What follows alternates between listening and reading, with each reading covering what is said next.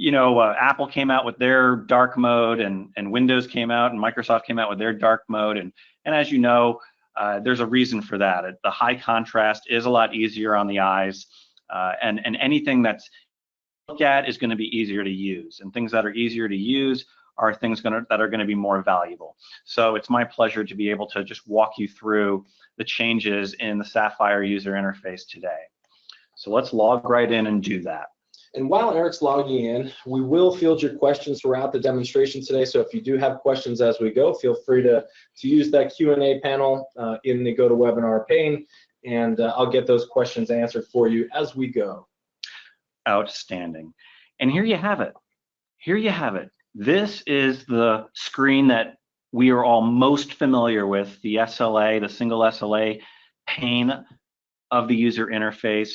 As you can see up here, we're just calling it SLA now because really it's not just a single SLA, but really it's the service level agreement that you have determined for each and every one of the key performance indicators that are important to you. So we've definitely cleaned this up a little bit. So it's we've removed a few little things that were kind of getting in the way, so that when you look at this table, it's just bold and beautiful and easy to read. And with regards to reading, and just a quick review, whenever you read this chart, you always want to read it from left to right. On the left, we're checking, okay, what is the ability for the Sapphire Eye, the high performance client, to get to the access point? Well, we're measuring that right here. And then second, can I get onto the network? Well, in order to do that, I need an IP address, so we're measuring DHCP. But there's another column that we can reveal here. There's all sorts of columns that we can reveal in the KPI list, and that remains the same. As you can see, we have the ability to measure each and every one of the key performance indicators that are listed on the screen here. And it just goes on and on and on. It's just fantastic what is available to you. Okay, so let's go back up to the top. And let's go back to the table here. Now, once we're on the network, we want to know what the experience is. Is it slow? Is it fast? And that's why we, right here in the middle, we have our Wi-Fi experience indicators.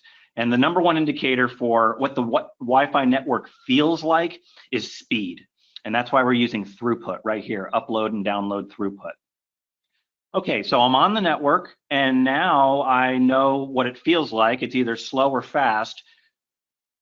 My next logical question, Don, is why? What's going on? And so that's when I continue to look to the right in order to identify reasons as to why the network is feeling a certain way or behaving a certain way. I look at retries because retries are closely correlated with interference in the air. If the message isn't getting through, then we have to retry. And usually the message can't get through because there's a lot of noise in the air, and we can then look and see what kind of noise that is by going into other aspects of the software, which I'm going to show you in just a moment. Another thing that we like to keep an eye on is your RRM feature in your controller, and we do that by looking at signal strength. Is signal strength fluctuating wildly in your environment due to radio resource management? Well, we keep tabs on that with this column. And then finally, these last two columns that I've selected, and again, you can customize this to whatever your heart's content is, but I've selected these two columns because they help give me a good indicator of what kind of congestion I have in my environment. Airtime utilization, think of this as, okay, well, I've got too many cars on the highway and just not enough lanes. It's like rush hour traffic. And so there's only so much airtime that's available in the spectrum. And when it gets filled up, just like rush hour traffic does, the Wi-Fi experience will also slow down. And so that's why I also like to keep an eye on the number of clients per AP. Now, if you weren't aware, you can click into these boxes in order to reveal details. So for example, if I were to click on this yellow box right here, it will open up and show me, okay, for this day, and this is obviously for today, so far, I've taken 35 throughput tests this morning, and I can see my average, my minimum, my maximum, and then here's my target. I've set my target to 5 megabits per second. That's what we mean when we say SLA, Service Level Agreement. We've agreed that We want our people here to achieve a 5 megabits of throughput target of throughput. And then the question is, well, how often am I achieving my goal, my target? And you can see right here, we've achieved that target 83% of the time. So let me click and close this. So that's what these percentages mean. It doesn't mean that I'm achieving 82% throughput or 83% throughput. It means that I've achieved my target of 5 megabits of throughut 83% of the time. Okay, and if it doesn't meet that, then it's going to start to slip down into the yellow and into red. So as you can see here, this is our guest network 2.4. I can scroll down here and I can see, okay, our guest network on 5 gigahertz, obviously looking a whole heck of a lot nicer. And then this is our corporate network, again, on 2.4. Even our corporate network is struggling a little bit. And once again, when I see retries in the yellow here, I know that we've got noisy neighbors. And those noisy neighbors on 2.4 are going to lead to a lot of retries. And those retries are going to lead to a slowdown in traffic, as experienced here with the decrease in throughput speed indicated right here in the yellow and orange. Now, I just said client retries is generally due to interference, and the most common form of interference is Wi-Fi interference, and we do call them noisy neighbors. If we want to look at those noisy neighbors, what we do is we go right up here to the top and we click on channels. I'm going to run that report, and here you have it. Okay, check that out. Wow. So this is the 2.4 gigahertz spectrum, and you can see it's really nice and bright and colorful and easy to identify and easy to see. And what I can do is I can click on the chart to load the data, just like I always have, and then I can mouse over the bar right here in order to reveal who my noisy neighbor is. And Don, this is not our access point. We've got some turkey on 2.4 trying to bond two 20 megahertz wide channels in order to create one 40 megahertz wide channel. And when I mouse over to reveal who it is, it's actually the landlord. So give them some professional services. We do. We need to give them some professional services and say, this is a poor practice. You do not want to do this. This is the equivalent of basically, if we go back to our highway analogy, we've got cars swerving in and out of traffic, and then that's going to cause us to tap the brakes and even slow down. When you see this overlapping, this is bad. Okay, now over here on channel 1, you can see that this is a lot better. We've got some other access points that we're picking up on. These, again, are our neighbors. Okay, when I mouse over some of these are not us at all, but I need to be able to see who is within earshot of our network and if and how they are interfering with our network. And that's why I love this chart. So powerful. What's really powerful, obviously, is that when you have Sapphire eyes all over the country, you can see these noisy neighbors in the moment. Look at 5 gigahertz. Boy, we definitely have some overlapping taking place down here in the Uni 1 channels. Not so great. But the wonderful thing about 7SIGNAL is that if you're able to identify where those noisy neighbors are, and if you're not going to knock on their door and say, hey, cut it out, then we use 7SIGNAL to identify where they are, what channels they're using, so that we can avoid them. Okay, and so as a result, I would want to use these channels up here in the Uni 3 that look great. So when I mouse over it, you can see that we've got these nice channels. Here's the 7S Corp network right there. Okay, and it looks like we've got some 80 megahertz wide channels here that are in use as well. These are 40 megahertz wide channels. And again, really super nice contrast, very easy to read. We can see the 20 megahertz wide channels overlapping over here on the left. Right, and it's important to note, again, this is all done remotely too, so there's no more travel for your engineers as they need to go from remote area to remote area. Absolutely, absolutely, Don. Like I said a moment ago, I mean, sometimes people will call and say, I'm having a Wi-Fi issue, I was having it this morning or I was having it yesterday, and you know, that problem may or may not be there anymore. For you to be able to see what's happening right now, hundreds or thousands of miles away, is just so powerful. I can't agree with you more. Now, we were talking about Wi-Fi interference. There is the other form of interference, which we call external or non-Wi-Fi interference. This is going to be your Bluetooth, microwave ovens. We see a lot of this type of interference on 2.4 networks. So you may be asking, okay, well, we were looking at retries before. So, and retries are caused by interference. This is Wi-Fi interference. Now I go over here to Spectrum to look at non-Wi-Fi interference. So let's do that. I click on Spectrum and I'm going to hit report up at the top. Okay. And there you have it. Let me close down the settings. I'm just going to click on the blue bar right here to just kind of collapse that settings menu, and then it's going to bring it right here. So you can see how nice and easy it is to kind of view what's going on. So this is 2.4. You can see the 3 humps representing channels 1, channel 6 in the middle, and channel 11. You want to see that nice rise, and then the Wi-Fi energy, and then the fall. Okay, so that's really nice. That's good. These spikes that you see over here, that's your Bluetooth energy. Okay, and these spikes right here that I see on the ends, they're not interfering with 1, 6, and 11, so it's okay. All right, now if I wanted to see a waterfall, so we've got the line chart and we also have waterfall. Let's scroll down a little bit and take a look at that. Okay, we have one of those right here. Okay, look at that.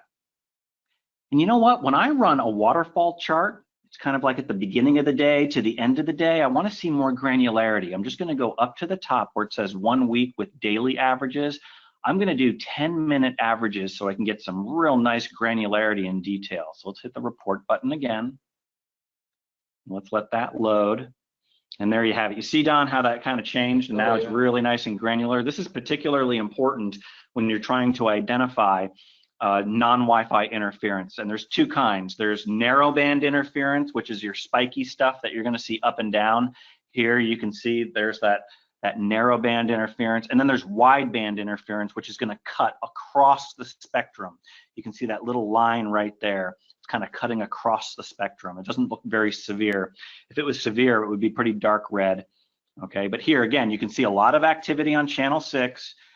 Okay, a little bit of activity on 11, a little bit of activity on channel 1, and it's nice and cool in between, which is great. That means that we don't have a whole lot of overlapping taking place, just a little. Okay, so we just looked at Wi-Fi interference and non-Wi-Fi interference in our new dark UI mode, which is just really nice to look at. All right, the next thing I'm going to do is I'm going to thumb through a few of these other tabs for you just to give you a view of what this is going to look like. And again, this will be available to you tomorrow morning. So, you know, when you wake up, run into work and fire it up. And this is just phase 1 of major changes coming to the Sapphire interfaces, right? I totally I can't agree more. This is just the first step. I know we have customers who have been asking for changes and improvements to the Sapphire user interface. And what we're going to do is just start with this first small step, and we're going to make those improvements over the rest of the year. All right, let's take a look at the end-to-end. We've taken a look at a variety of charts. We haven't looked at a line chart yet. Let's do that. All right, so there's end-to-end. And when I look at end-to-end, I have all of these settings here, of course. I'm going to close that down by clicking the blue bar. These are my KPIs that I'm going to look at. I'm going to close that down by hitting the blue bar. And now I'm going to hit my report button. And there you have it. So here's beacon availability. And this is service area by service area. Okay, so these are my service areas here at 7SIGNAL. Beacon availability. It's so quick and easy to now see which one stands out on that dark background, which is the access point that's not beaconing, that's having problems. I can see it right here. The rest of them are doing great. It's this guy right here that's not. And all I do is just click the chart to load the data, and then I have the ability to now mouse over these little dots, and I should be able to see where that is and what it is, which is going to then inform my decisions on how to manipulate my controller. Okay. And this is important information that you can't get from your manufacturer, especially if the radios are going silent, which we have a lot with our customer base. Oh my gosh, yeah. I mean, it's, you know, one of the top issues, Don, that we see is where, you know, the lights are on but nobody's home. The access point radio just kind of goes out to lunch, if you will. And this is a very hard problem to catch. The reason why is because people will call and they'll say, hey, the Wi-Fi is slow. It's like, well, why is it slow? It's slow because they're not able to roam to an access point that's right over their head, and it's because the radio has gone silent. And so with our reporting capability that we're seeing right here, you're able to quickly identify which access point is having that problem and where. Not only that, but we're going to give you alarms that will actually tell you instantly when this condition is taking place so that you can spring into action and take care of it before it really impacts productivity. Okay, let me just show you those alarms really quick up here at the top. I'm going to scroll on over here and click alarms. Okay, and let me hit the report button and just show you an example. So here it is. These are some of those attach availability alarms that I was talking about. So you can view them here, but more importantly, you configure your 7SIGNAL system so that these are sent to you automatically. Okay, so that's really important to know. Well, why don't I just take a breath right there and see, Don, if anybody has a quick question about what they're seeing so far. Anybody, any questions out there, Mr. Cook? So I do have one question from Joseph when you were walking through the waterfall. He asked if those colors were configurable. I don't know if we have any customization tools there, especially for colorblind users. Yeah, so let's go back to Spectrum right here, okay? And so this is kind of your typical red, yellow, green, blue. It's kind of indicating of the, you know, how hot or how cool it is. So if I go up into the settings area right here, okay, I believe, let me see here if we have such a setting. I'm not, I don't believe we do. So in that manner, the colors are fixed. So I'll jot that down and we'll make sure that we get that over to Russ. Okay, fantastic, I appreciate that. So let's take a look at a few other of these charts as we work our way through the system here. We looked at end to end, we looked at panels. Okay, let's take a look at frames. It's going to be very similar. I'll hit the report button once again. Okay, let's collapse the settings pane. All right, and then here you have it. Okay, so once again, very easy to read. I can see my retries per service area. If I wanted to see my retries per access point, I would simply go over here to the left to the topology pane, and I would drop down and I would click on AP to I view or aggregation, and then hit my report button again. And now check this out. I'm looking at retries per access point, and I can very easily see which access point is really suffering from all of that interference that I was talking about before. Okay, so the highest bar is this yellow guy right here. Let me mouse over that and you can see exactly which access point is experiencing the biggest problem. 78% retry rate, and that's pretty consistent, as you can see, over the course of the last couple of days. So that's a problem area for sure. And again, when it comes to interference, only two things you can do, Don. You can either eliminate it. If you can't eliminate it, if you can't, then the only other thing that you can do is avoid it. All right. All right, so just a couple other things that I wanted to show you guys. All right, let's go over here to the data rates tab. I love data rates. It's one of my favorite reports. And the reason why is because it allows you to see what your clients in your environment are doing on the network. What data rates are they connecting to? And this is really important. You know, you want to know what the device makeup is. You think you know, and then you come and you look at a chart like this and you can see, wow, you know, there's all sorts of different kinds of devices that are out there trying to use the network.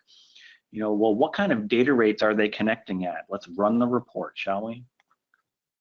We hit that right there, and here you have it. So we're just taking this stuff right out of the air.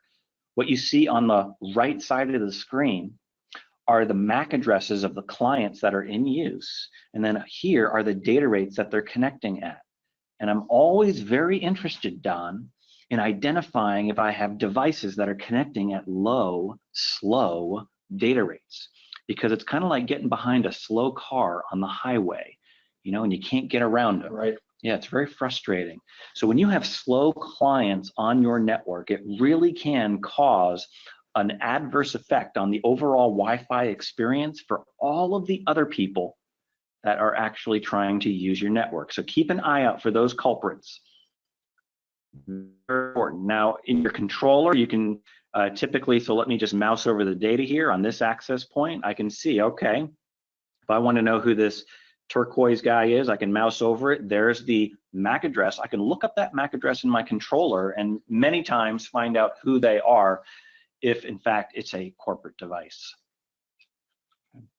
Now just a little note here, when we look at this chart while we're at it, I mean, what's really nice about this chart is not only are we showing the data rate that it's connecting at, but also the phi level. Is it A, is it AC, is it B, G, or N?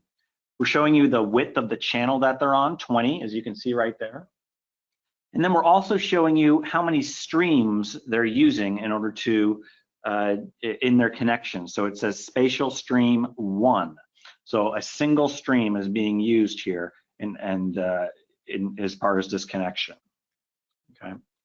So, and when I see things like this where there's data rates and there are clients connecting below 12, sometimes that concerns me a little bit because those are some of those slow cars on the highway.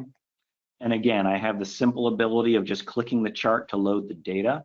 I then mouse over the bar and I'm able to see the MAC address of who that is, and then take steps accordingly.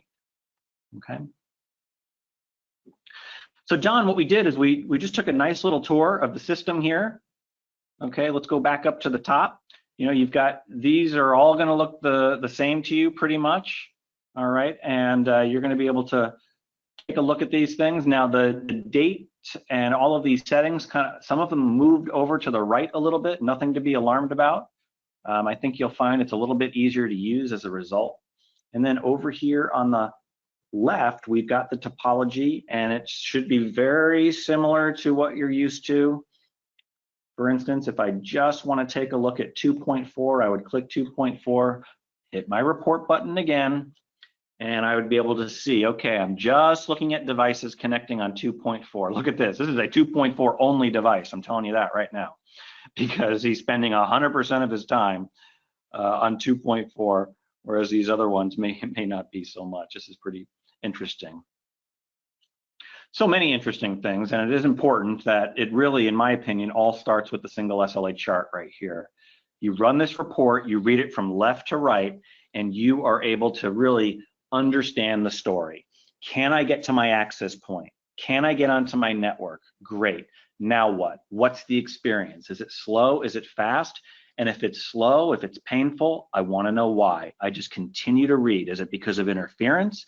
Is it because of RRM? Is it because of congestion? All of that information is right here at your fingertips. Don, let me take another breath and find out if there are any other questions. Awesome, yeah. So I did get one question here from Chris in Texas.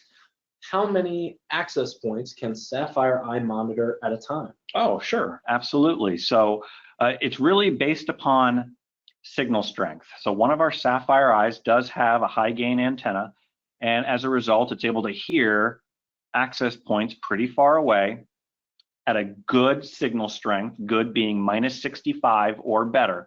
And it's important that we connect to access points at -65 or better, because that's what a client would do.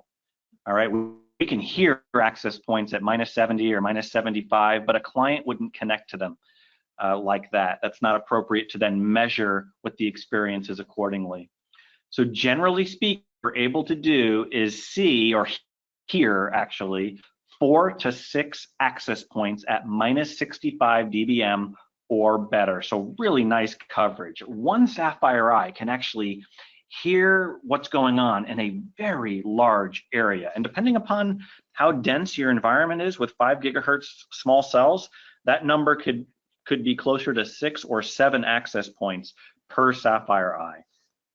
And a follow-up question from Tom in Kansas. Do you charge separately for the hardware and software? Oh, absolutely not. It's a package deal. So when you purchase a 7SIGNAL license, it's all inclusive.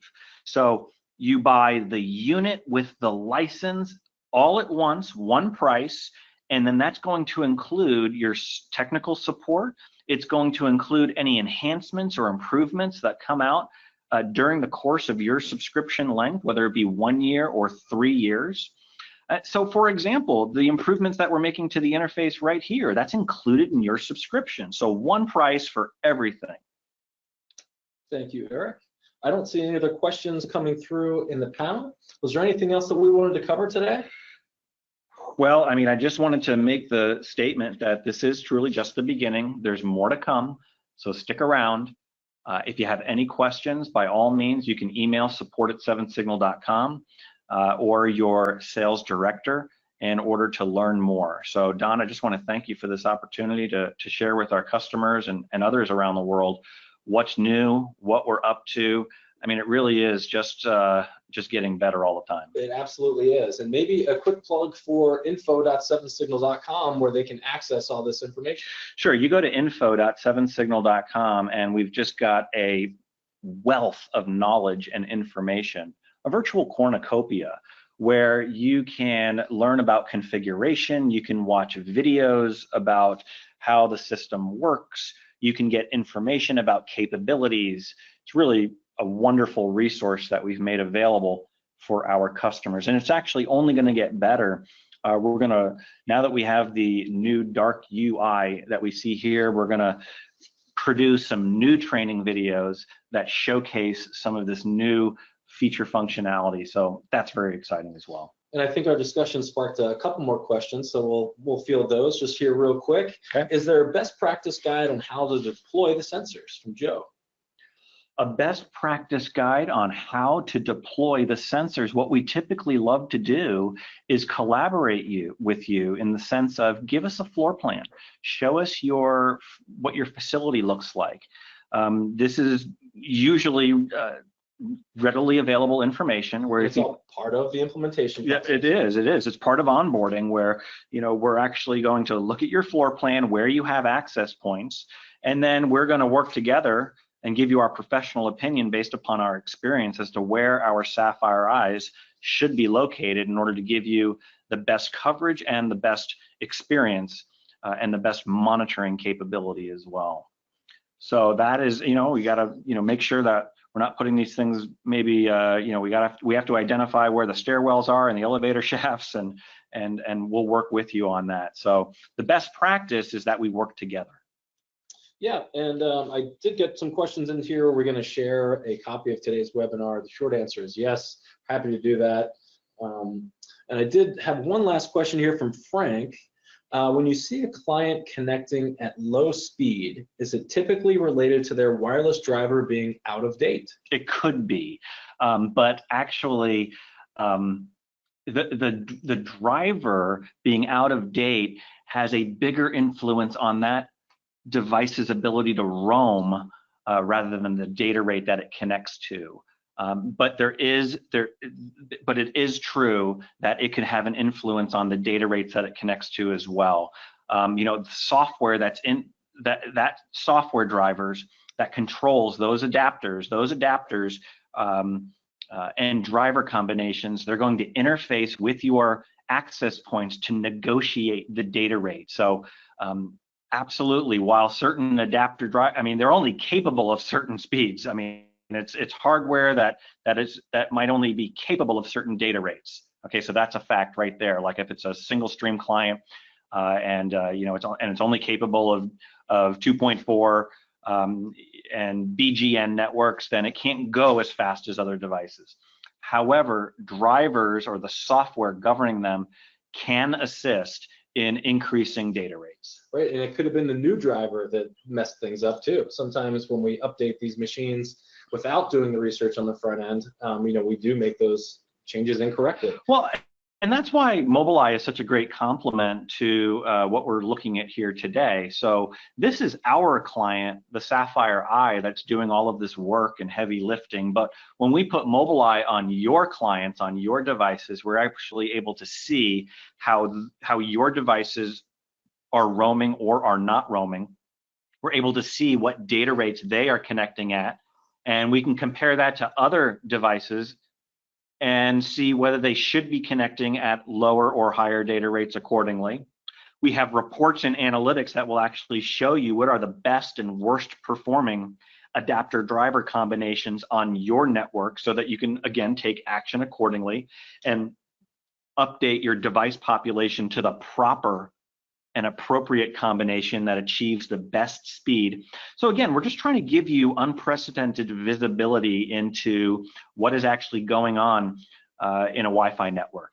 that space between the access point and the device, it's kind of a mystery, okay? Don, you can't see it, it's invisible.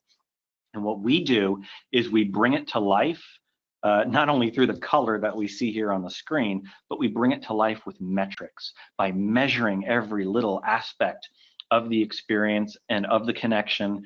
By measuring everything that's going on in the air, we're able to bring to life what is really going on so that you can make decisions, so that you can make improvements. Otherwise, you're just flying blind. All right. Eric, that was our last question, so I think we're off the hot seat. Oh, that's fantastic. So everybody, thanks for joining us today. We really enjoyed presenting this to you. And again, stay tuned for more enhancements coming to Sapphire Eye. This is just phase one of many, many things to come. That's right. So have a great day. Thanks for joining us, and maybe we'll see you next Wednesday on our Best Practices webinar. Have a great day. Thank you, everybody.